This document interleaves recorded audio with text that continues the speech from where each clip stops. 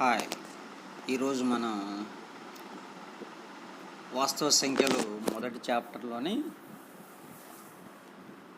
అకరణీయ సంఖ్యలో దశాంశ రూపం గురించి క్షుణ్ణంగా నేర్చుకుందాం. సంఖ్యా వ్యవస్థలో మనకి ముఖ్యంగా కౌంటబుల్ నంబర్స్ అంటే సహజ సంఖ్యల గురించి మీకు తెలుసు. దీన్ని ఎంతో సూచిస్తాం. ఇది 1, 2, 3, 4 అనంతంగా ఉంటాయి. అలాగే పూర్ణాంకాలు హోల్ నంబర్స్ డబ్ల్యూతో సూచిస్తాం. ఇది 0తో స్టార్ట్ అవుతుంది. 0, 1, 2, 3, 4 ఎట్సెట్రా. అలాగే పూర్ణ సంఖ్యలు ఇంటీజర్స్ అది జడ్. ఇక్కడ నెగటివ్ నెంబర్స్ అనంతంగా ఉంటాయి. అలాగే 0 ఉంటుంది. పాజిటివ్ నెంబర్స్ అనంతంగా ఉంటాయి. కాబట్టి పూర్ణ సంఖ్యల్లో నెగటివ్ నెంబర్స్తో పాటు పాజిటివ్ నెంబర్స్ 0 ఉంటాయి. ఇకపోతే దానికన్నా పెద్ద సంఖ్యా సమితి అకరణీయ సంఖ్యలు. అకరణీయ సంఖ్యలు ఎట్లా కనుక్కున్నారో తెలుసా మీకు? ఇప్పుడు 2 పూర్ణ సంఖ్యల మధ్యలో మరి ఏముంటాయి? ఫర్ ఎగ్జాంపుల్ 1, 2 లేదా 2, 1 లేదా 3, 2, 4, 3, 5, 6 అట్లా వాటి మధ్యలో ఇంకేమన్నా ఉంటాయా సంఖ్యలు? 5, 6 మధ్యలో ఏమైనా సంఖ్యలు ఉంటాయా? ఉంటే ఏమవుతాయి? ఆ సంఖ్యలను ఏమంటాం? కాబట్టి ఆ పూర్ణ సంఖ్యల మధ్యలో ఉన్నటువంటి 2 పక్కపక్క సంఖ్యల మధ్యలో ఉన్నటువంటి సంఖ్యలనే మనం అకరణీయ సంఖ్యలని చెప్పవచ్చు. అంటే అవి సహజంగా భిన్న రూపంలో ఉంటాయి. p/q రూపంలో ఉంటాయి. ఇక్కడ p/q అంటే ఏంది? ఇంటీజర్స్ అంటే జడ్. కాబట్టి p, q లవం p హారం q రెండు కూడా జడ్కి చెంది ఉంటాయి. అలాగే q ≠ 0. హారం ఎప్పుడు కూడా 0కి సమానం కానేరదు. ఎందుకంటే హారం 0 అయితే ఆ భిన్నాన్ని మనం నిర్వచించలేం. కాబట్టి అకరణీయ సంఖ్యలు గూర్చి మనం భిన్న రూపంలో ఉండేవని చెప్పుకోవచ్చు. లేదా పూర్ణ సంఖ్యల వరుస పూర్ణ సంఖ్యల మధ్యలో ఇంకేదైనా నంబర్లు ఉంటే మరి ఆ నంబర్లని మనం ఏమనొచ్చు? అకరణీయ సంఖ్యలు అని చెప్పవచ్చు.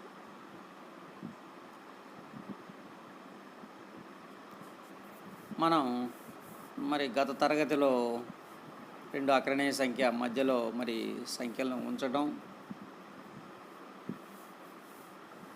నేర్చుకున్నాం.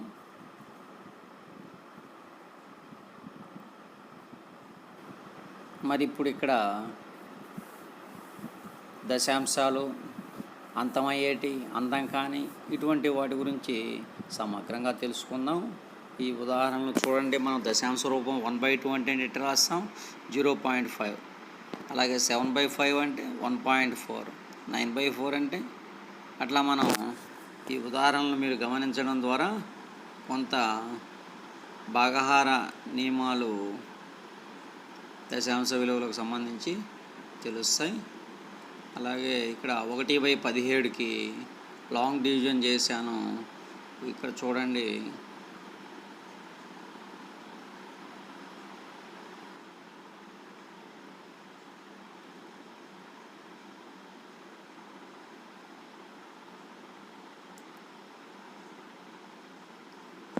అంటే ఇవన్నీ కూడా మనకి అంతం అవుతాయా? అంతం కావా?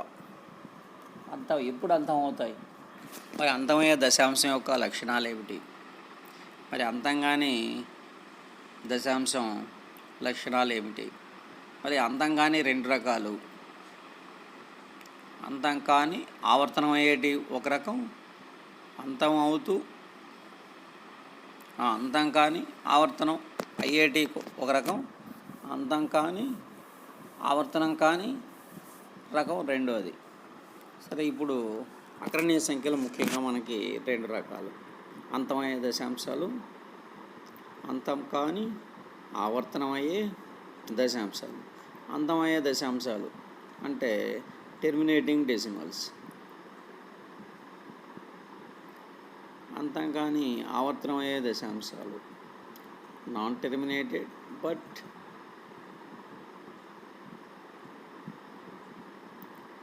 Repeated decimals. Terminating decimals,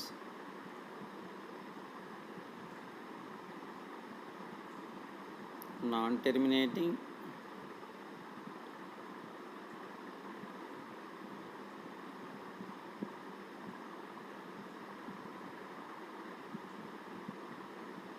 but repeating decimals. కాబట్టి మనం క్షుణ్ణంగా ఈ యొక్క చాప్టర్లో ఈ యొక్క ఎక్సర్సైజ్ ఈ అభ్యాసంలో మనం నేర్చుకుంటాం. మరి అంతమయ్యే దశాంశాలకి ఉదాహరణ చెప్పగలమా మనం?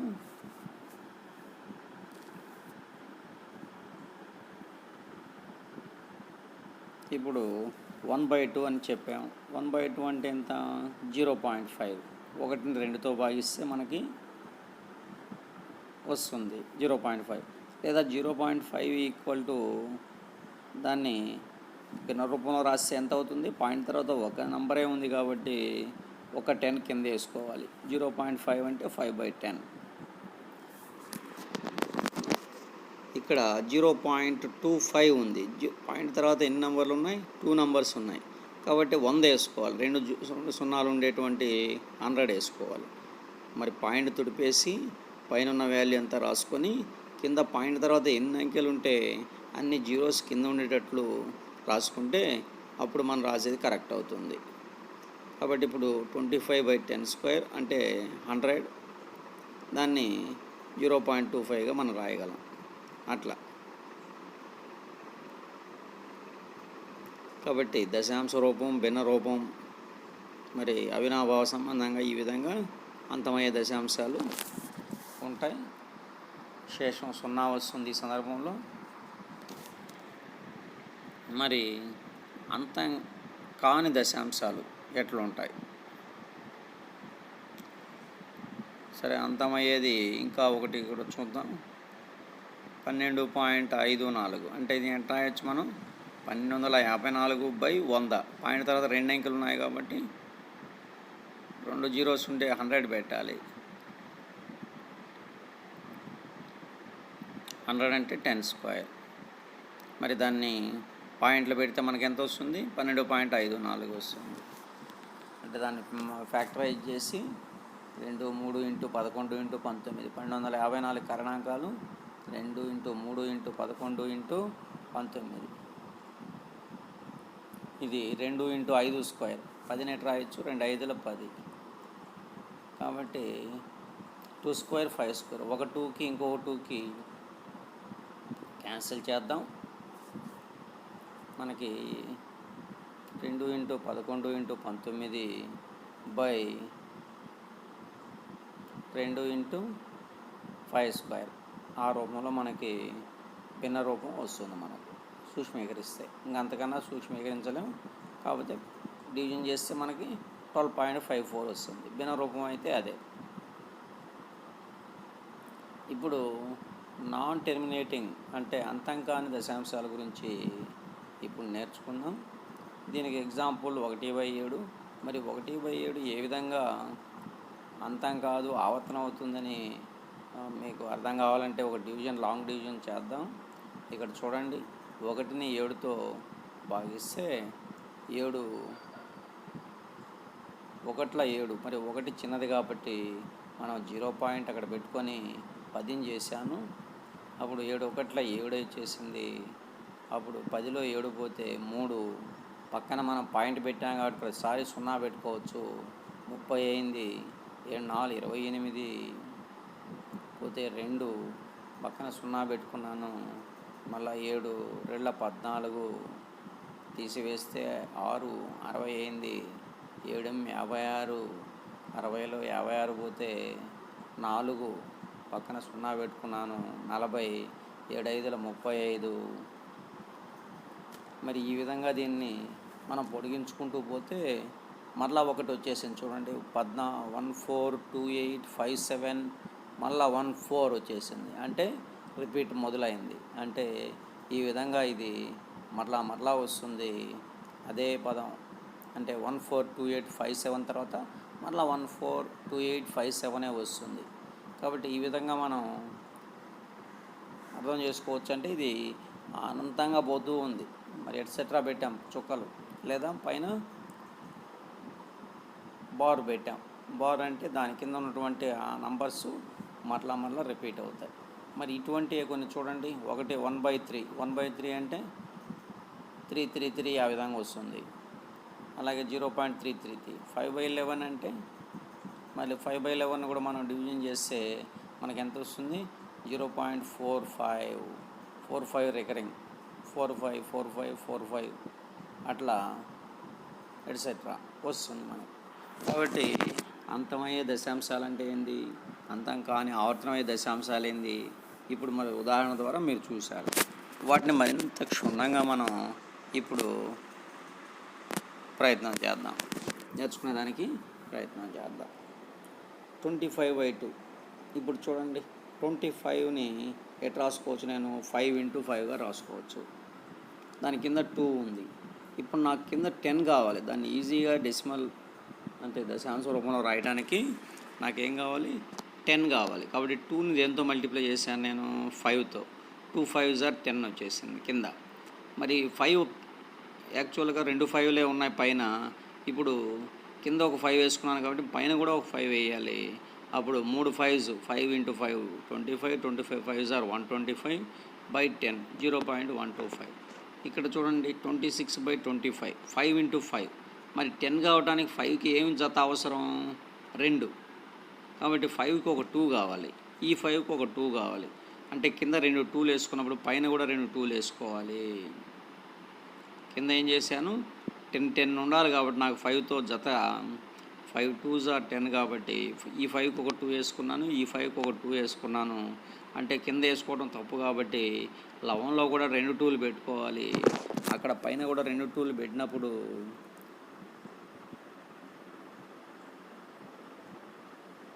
ఏమొచ్చింది నాకు? ఇది 10 × 10 అయింది, 100 అయింది. పైన 13 × 8 అయింది, అంటే 104/100. 100తో డివిజన్ చేస్తే ఎంత వస్తుంది? 1.04. లాంగ్ డివిజన్ చేయకుండానే మనం ఈ యొక్క భాగాహారాన్ని అంటే దశాంశ రూపంలో రాయగలిగాం. మరి ఇక్కడ ఏం చేసాం బాగా గమనించండి. 2 ఉదాహరణల్లో కింద హారంలో 5 ఉంటే 2తో పెంచాం, లేదా 2 ఉంటే 5తో పెంచాం.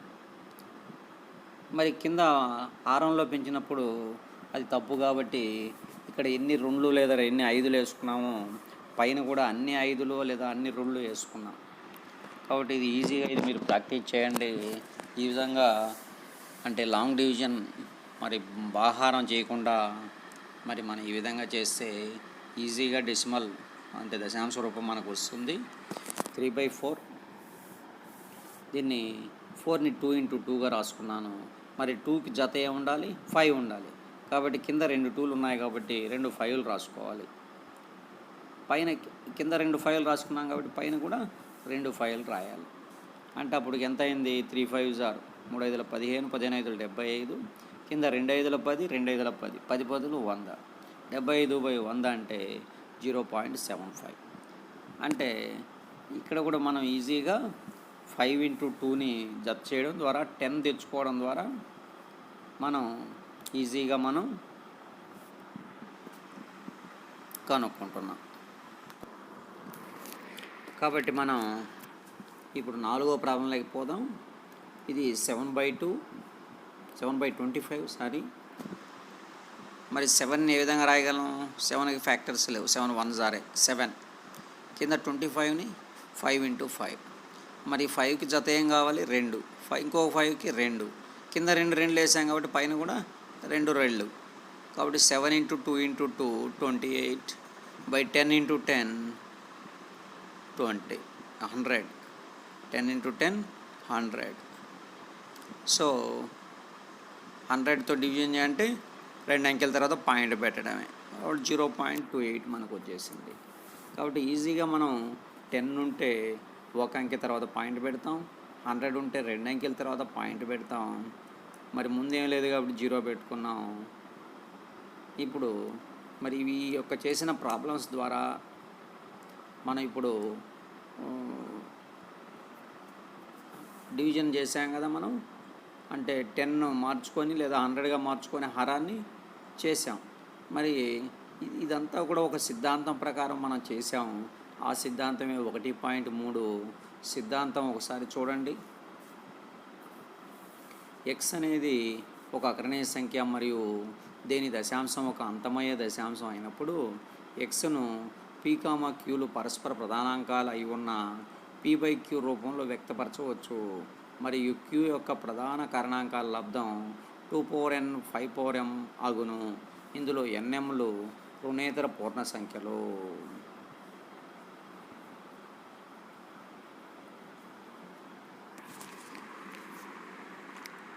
కాబట్టి ఈ సిద్ధాంతం ప్రకారం మనం ఏం నేర్చుకోవచ్చు? క్యూ అనేది హారం ఏ రూపంలో ఉంటే అది అంతమవుతుంది? 2n 5m అంటే 2 యొక్క లబ్ధంగా అన్ని 2 ఉండేటట్లు లేదా అన్ని 5 ఉండేటట్లు లేదా 2 ఉన్నా 5 ఉన్నా ఏ ఒక్కటి ఉన్నా కూడా అది ఖచ్చితంగా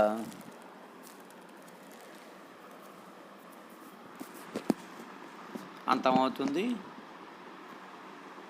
కాబట్టి మనం పై ఉదాహరణ ద్వారా కూడా మనం చూసాం. మరి 2 ఉన్నప్పుడు కేవలం 2 ఉన్నప్పుడు అది అంతమైంది. అలాగే కేవలం 5 ఉన్నప్పుడు హారంలో అది అంతమైంది. లేదా 2 5 2 ఉన్నప్పుడు కూడా మనకి అంతమయ్యాయి. కాబట్టి ఈ విధంగా మనకి ఈ 1.3 సిద్ధాంతం అనేది ఈ అభ్యాసానికి గుండెకాయ లాంటిది. ఈ సిద్ధాంతం ప్రకారం 2n హారం వచ్చేసి హారం క్యూ p/qలో అంటే ఇక్కడ p, qలు పరస్పర ప్రధానాంకాలు అంటే భిన్నం ఎప్పుడు కూడా సూక్ష్మ రూపంలో ఉండాలి. 3/4 7/2 వాటిని మనం ఏం చేయలేం. సరే, ఇప్పుడు ఎగ్జాంపుల్స్ చూద్దాం. ఈ సిద్ధాంతం ప్రకారం 3/20 దీన్ని p/q రూపంలో రాసుకున్నాం. అంటే 3/20 3 అంటే p 20 అంటే q. ఇప్పుడు 20 కారణాంకాలు ఏంది? 2 × 2 × 5 అంటే 2 2 5 1. అంటే ఇది ఏ రూపంలో ఉంది? 2n 5m రూపంలో ఉందే. 2 2 ఉన్నాయి, 5 1 ఉన్నాయి. కాబట్టి ఇది అంతమయ్యే దశాంశం. సింపుల్గా మనం ఏం రాయగలం? ఇది అంతమయ్యే దశాంశం అని రాయగలం. ఇప్పుడు రెండోది చూద్దాం. రెండో ఎగ్జాంపుల్ అంటే ఇక్కడ మనం కేవలం హారాన్ని పరిశీలించడం ద్వారా ఇది అంతమవుతుందా అంతము కాదా? హారాన్ని ఏ విధంగా పరిశీలిస్తాం? హారం వచ్చేసి 2n 5m రూపంలో ఉందా లేదా అనేది మనం చూస్తాం. ఇప్పుడు రెండోది 23/35 దీన్ని కూడా p/q రూపంలో రాసుకుంటాం. q = 35 7 5ల పోతుంది 7 5. ఇది 2n 5m రూపంలో ఉందా? 7 అనేది మన లేదు కదా, మనకి 2 5 ఉండాలి. 7 అనే దానికి ఉన్నది కాబట్టి ఇది అంతం కాదు, ఇది అంతం కాని దశాంశం. కాబట్టి అంతం కావాలంటే 2 లేక 5 లేక 2 ఉండాలి. 2 5లు కలిసి 2 ఉండాలి, లేదా ఒక్కొక్కటి విడిగా ఉండాలి. అట్లా ఉన్నప్పుడు మాత్రమే హారం అంతం అవుతుంది. మిగతా సందర్భంలో అంతం కాదు. మరి ఇప్పుడు అభ్యాసంలోకి మనం పోదాం. 1.3 అభ్యాసం. మొదటి లెక్క. ఈ క్రింది అకరణీయ సంఖ్యలను దశాంశ రూపంలో రాయండి. ఇందులో ఏవి అంతమయ్యే దశాంశాలు, ఏవి అంతం కాని ఆవర్తనమయ్యే దశాంశాలు తెలపండి. కాబట్టి అకరణీయ సంఖ్యలను దశాంశ రూపంలో రాయాలి. మనం 3/8ని ఎట్లా రాస్తాం? 3ని 8తో భాగించాలి. 3ని 8తో భాగించాలి, లేదా 8ని 2 × 2 × 2గా రాసుకోవచ్చు. ఇప్పుడు మనకి ఇందాక 1.3 సిద్ధాంతం ప్రకారం 1.3 సిద్ధాంతం ప్రకారం 3కి ఏం జత ఉండాలి? 5 జత ఉండాలి. కాబట్టి ఒక 2కి ఒక 5, ఇంకొక 2కి ఒక 5, ఇంకొక 2కి ఒక 5 అంటే 3 5లు వేసాం. కాబట్టి కింద పైన కూడా 3 5లు వేసుకున్నాను. కింద 3 5లు వేసాం కాబట్టి 3 5లతో పెంచాను కాబట్టి పైన కూడా 3 5లతో పెంచాలి. ఇప్పుడు నాకు మొత్తం ఏమైంది 375 అయింది. పైన పెంచితే కింద 10 × 10 × 10 1000 అయింది. 10 10లు 100, 100 10లు 1000. కాబట్టి 3 సున్నాలు ఉన్నాయి కాబట్టి 3 అంకెల తర్వాత పాయింట్ పెడితే 5 7 3 3 అంకెలు అయిన తర్వాత 3 పక్కన పాయింట్ పెట్టాను. ఏం లేదు కాబట్టి 0 ముందు పెట్టి పాయింట్ పెట్టాను. 0.375 వచ్చింది. కాబట్టి ఇది అంతం అవుతుంది. ఇది అంతమయ్యే దశాంశం. ఇది అంతమయ్యే దశాంశం అని చెప్పవచ్చు. మరి రెండోది కూడా ఇదే మాదిరిగా మీరు చేస్తారా? చూడండి, ఇక్కడ మనకి అంతం కావాలంటే 1.3 సిద్ధాంతాన్ని మనం చేసుకుంటూ ఉండాలి. అంటే హారం వచ్చేసి 2n 5m రూపంలో ఉండాలి. అది ఒక్కటి గుర్తుంటే ఈ సమస్యలన్నీ మీరు ఈజీగా చేయగలరు.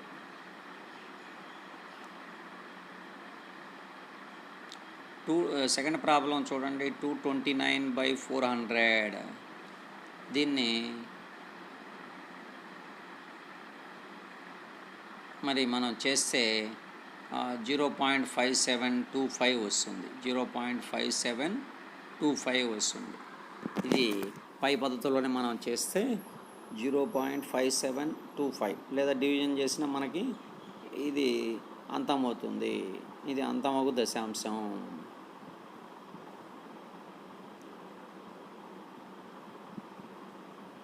మీరు పై పద్ధతిలో ట్రై చేసి చూడండి. యాక్చువల్ డివిజన్ మామూలుగా ఆహారం కూడా చేసి చూడండి. ఈ మాదిరిగా వస్తుంది. కింద 5 ఉంది. ఇది కూడా అంతమవుతుంది. ఇది కూడా అంతమయ్యే దశాంశం. కాబట్టి ఇది దీని ఆహారం చేస్తే మనకి ఎంత వస్తుంది? 4.2 వస్తుంది. ఇది కూడా అంతమగు దశాంశం.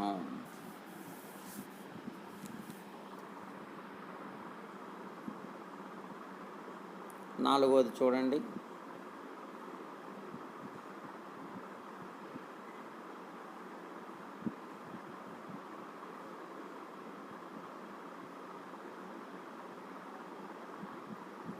రెండు బై 11. 11 కారణాంకాలు 2 5 ఉన్నాయా? లేవు. కాబట్టి ఇది అంతం అవుతుందా? అంతం కాదు. మరి ఇది 0.1818 అట్లా పోతూ ఉంటుంది. కాబట్టి ఇది అంతం కాని ఆవర్తనమయ్యే దశాంశం. ఇది అంతం కాని ఆవర్తనమయ్యే దశాంశం.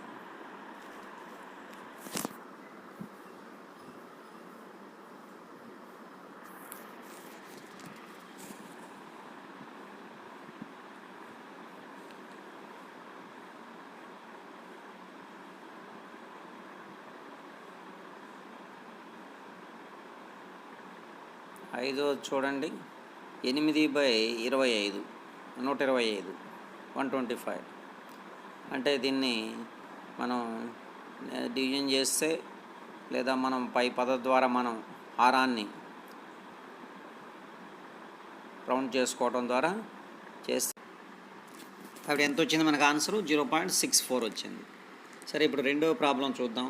బాహార ప్రక్రియ లేకుండానే, ఇంతకుముందు బాహారం చేసాం, ఇప్పుడు బాహార ప్రక్రియ లేకుండానే క్రింది అకరణీయ సంఖ్యల్లో వేటిని అంతమయ్యే దశాంశాలుగా రాయగలము, వేటిని అంతం కాని ఆవర్తన దశాంశాలుగా రాయగలము తెలపండి.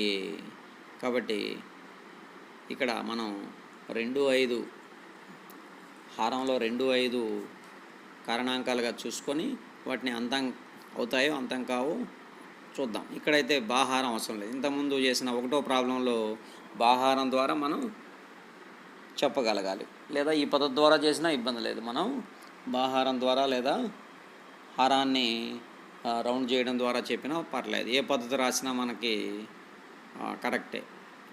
కాకపోతే ఇక్కడ బాహారం చేయకుండా, అంటే ఈ రెండో లెక్కలో బాహారం చేయకుండా మనం హారాన్ని 1.3 సిద్ధాంతం ప్రకారం చెక్ చేసుకోవడం ద్వారా చేద్దాం. ఇప్పుడు హారం అంటే ఇక్కడ ఏముంది చెప్పండి? 31/25 ఉంది. 3125. కాబట్టి క్యూ అంటే ఎంత? హారం P/Q. P/Qలో క్యూ అనేది హారం. కాబట్టి 31/25ను హారం క్యూ అంటాం. అప్పుడు క్యూని మనం 2 power n 5 power m రూపంలో రాయగలమేమో చూద్దాం. చూడండి, మరి దీని కారణాంకాలు మనం కడితే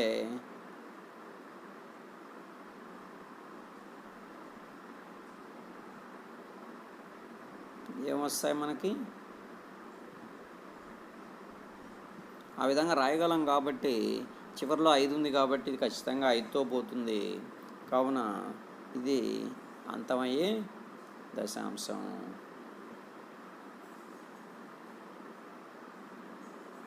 అంతం అయ్యే దశాంశం,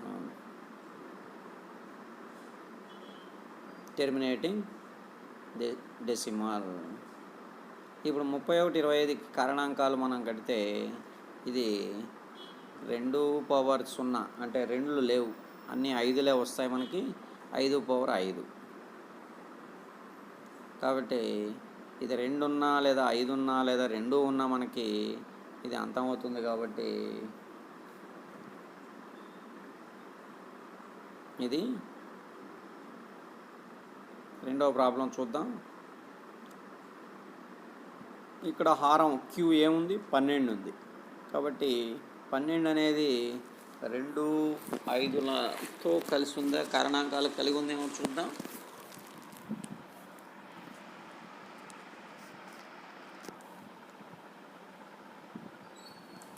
ఇక్కడ కూడా హారం క్యూ 12 కాబట్టి ఇది 2 power n 5 power m రూపంలో లేదు. అంటే ఇక్కడ మనకి 12ని 4 మూళ్ళ 12 అంటే 2 రెళ్ళు 3, 2 రెళ్ళ 4, 4 మూళ్ళ 12. కాబట్టి ఇది 3 అనేది ఎక్స్ట్రా వచ్చింది కాబట్టి ఇది 2 power n 5 power n రూపంలో లేదు.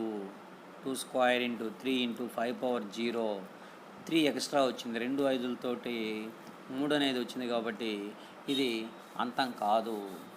ఇది అంతం కానీ ఆవర్తనమయ్యే దశాంశం.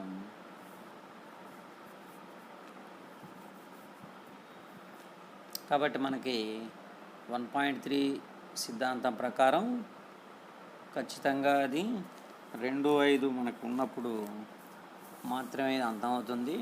2, 5 కాకుండా ఏ ఇతర కారణాంకం వచ్చినా అది అంతం కాదని మనం చెప్పగలం. మరి దాంట్లోనే 4వ సమస్య చూడండి. 15/1600.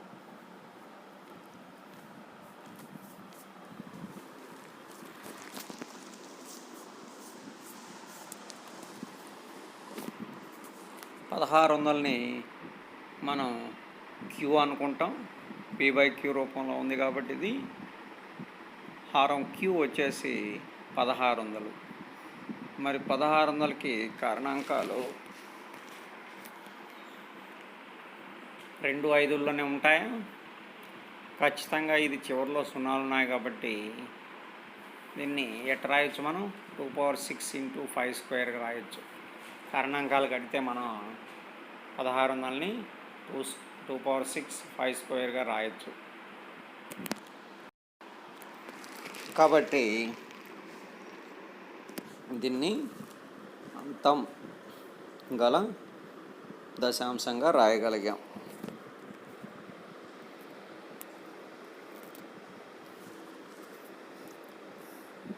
ఇప్పుడు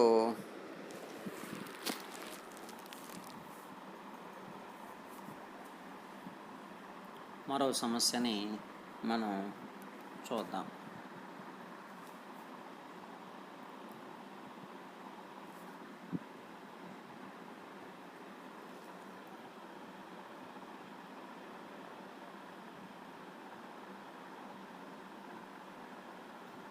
$77/210 10వ లెక్క. ఈ 210ని క్యూ అనుకుంటాం.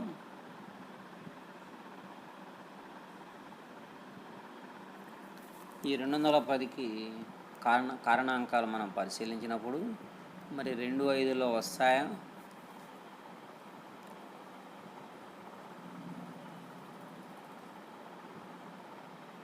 ఇరవై 21 కారణాంకాలు 3 7 21 అంటే ఇక్కడ 7 వచ్చేసింది.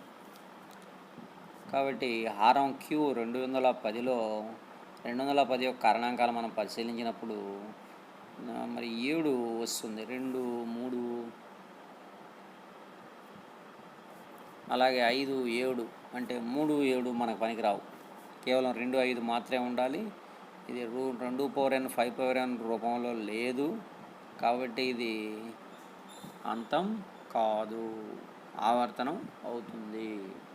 కాబట్టి మనం కేవలం హారాన్ని పరిశీలించడం ద్వారా, హారాన్ని మరి కారణాంకాలుగా 2 పవర్ n 5 పవర్ n రూపంలో రాయడం ద్వారా మనం ఇక్కడ ఇది అంతమవుతుందా అంతం కాదని ఈ యొక్క సమస్యలో మనం ఈజీగా చెప్పగలిగాం.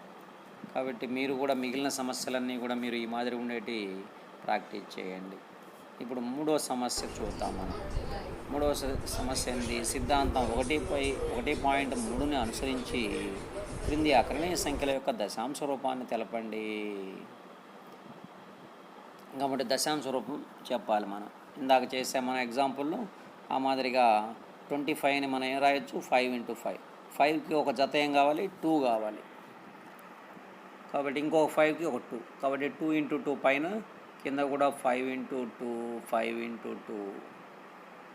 ఇప్పుడు 13 26 52 52/100 అంటే 0.52. కాబట్టి ఈజీగా మనం హారాన్ని రౌండ్ చేయడం ద్వారా కనుక్కున్నాం. రెండవ సమస్య చూడండి. 15/16. 15/16ని ఎట్లా రాయొచ్చు మనం?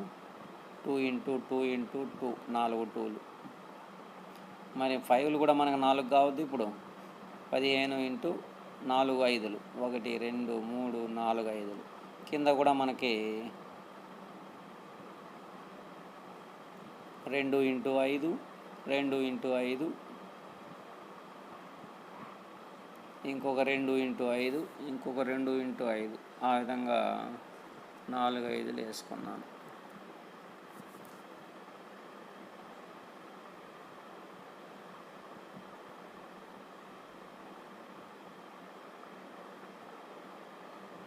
మనకి పైన పెంచితే 93 75 9375.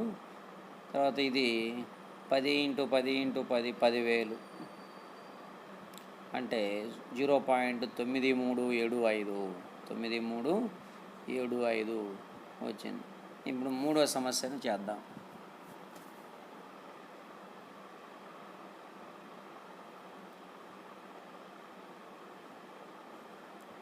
ఇది 23/2³ 5². ఈజీగా ఫ్యాక్టరైజ్ వాళ్ళే చేసి మనకి కారణాంకాలు వాళ్ళే ఇచ్చేశారు. కాబట్టి దీన్ని రెండు ఎక్కువ ఉన్నాయి, 2 5లు 2 ఉన్నాయి, 2 3 ఉన్నాయి. కాబట్టి ఇంకొక 2కి ఒక 5 జత కావాలి. అంటే 2 3 ఉన్నాయి కాబట్టి 5లు 2 ఉన్నాయి కాబట్టి 2 2 సరిపోతాయి. ఆ 2 5లకి ఇంకొక 2కి ఇంకొక 5 కావాలి. కాబట్టి 5తో లవహారాలని పెంచుదాం. కాబట్టి 5 × 23 115/1000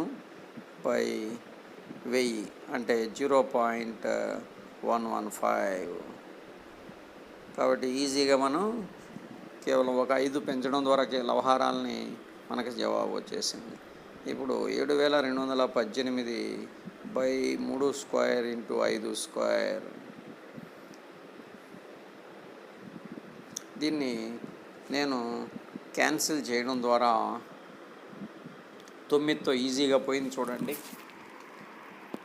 9 8 72 పక్కన 2 అంకెలు తీసుకున్నాను కాబట్టి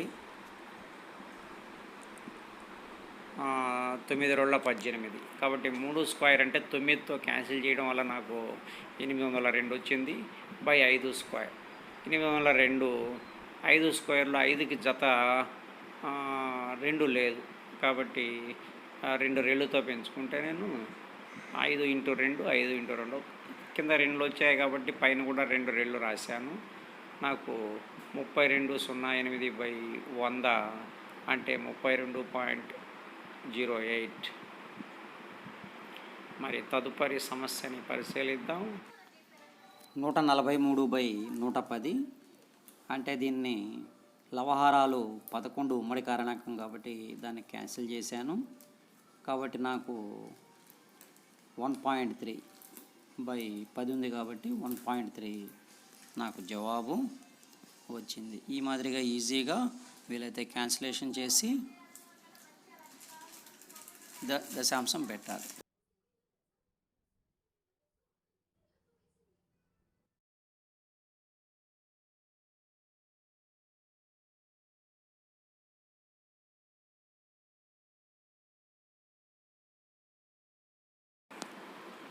క్రింది కొన్ని వాస్తవ సంఖ్యల రూపాలు ఇవ్వబడినవి. ప్రతి సందర్భంలోనూ ఇవ్వబడిన సంఖ్య అకరణీయమో కాదో తెలపండి. ఆ సంఖ్య అకరణీయమై ఉండి p/q రూపంలో రాయగలిగితే ప్రధాన కారణాంకాలకు దాని యొక్క ప్రధాన కారణాంకాల గురించి నీవు ఏం చెప్పగలవు?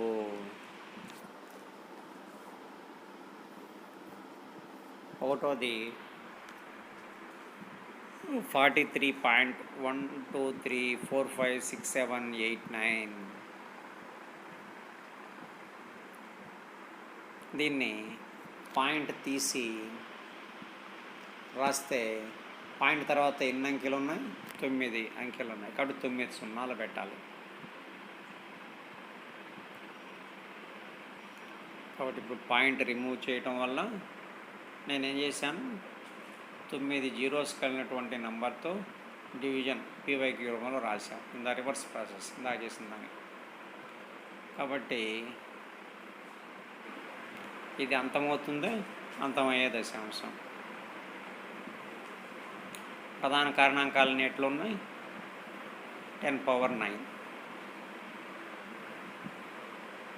అంటే ఇది 2x5 రూపంలోనే ఉన్నాయి. కాబట్టి ఇది అంతమవుతుంది. అలాగే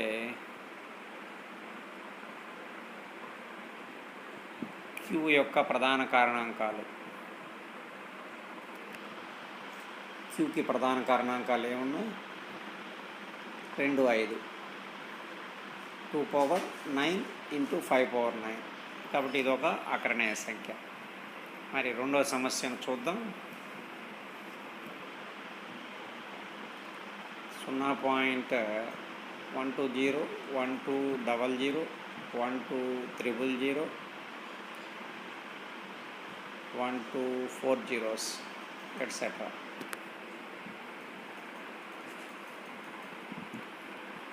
కాబట్టి దీన్ని కూడా మనం p/q రూపంలో రాయగలమా? ఇది ఏ రూపంలో ఉంది? ఇది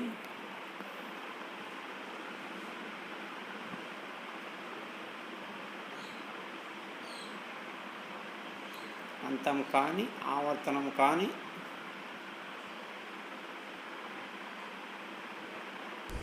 దశాంశం. కాబట్టి దీన్ని p/q రూపంలో రాయగలమా? రాయలేం. కావున దీన్ని ఇది అకరణీయ సంఖ్య కాదు. దీన్ని మనం p/q రూపంలో రాయలేం. ఎందుకంటే అకరణీయ సంఖ్యనైతే రాయగలం, అకరణీయ సంఖ్య కాని వాటిని మనం దశాంశ రూపంలో రాయలేం.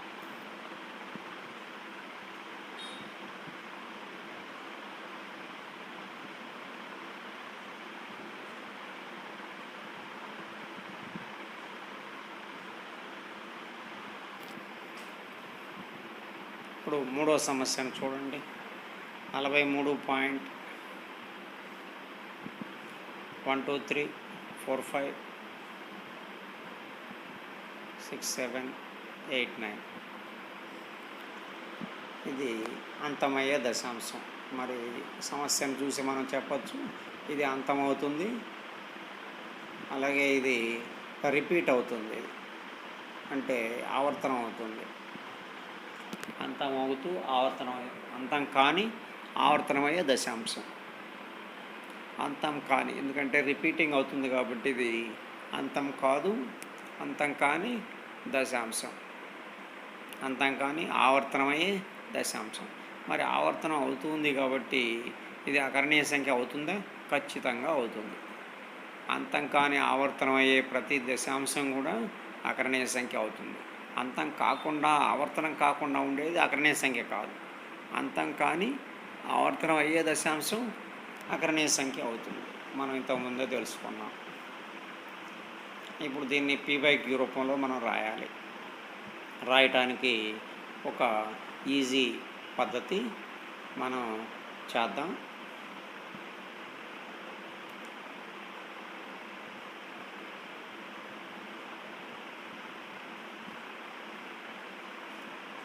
$43.123456789 రికరింగ్ ఈక్వల్ టు దాన్ని పాయింట్ తీసేసి మొత్తం రాస్తాను.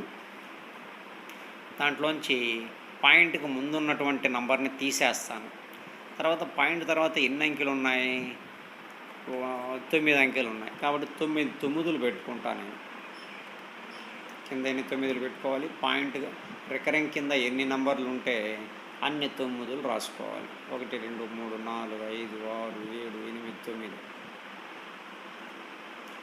ఇప్పుడు 43 తీసేయండి. పైన లవంలో తీసేస్తే మనకి 43, 123, 45, 56, 7,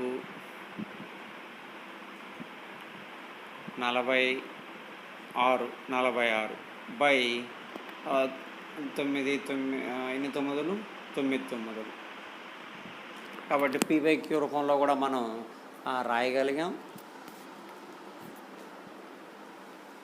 ఇట్లా రికరింగ్ పోవటానికి మరి ఇది ఒక షార్ట్ మెథడ్. మరి దీన్ని కూడా మనం P/Q రాసాం. Hope you enjoy this session.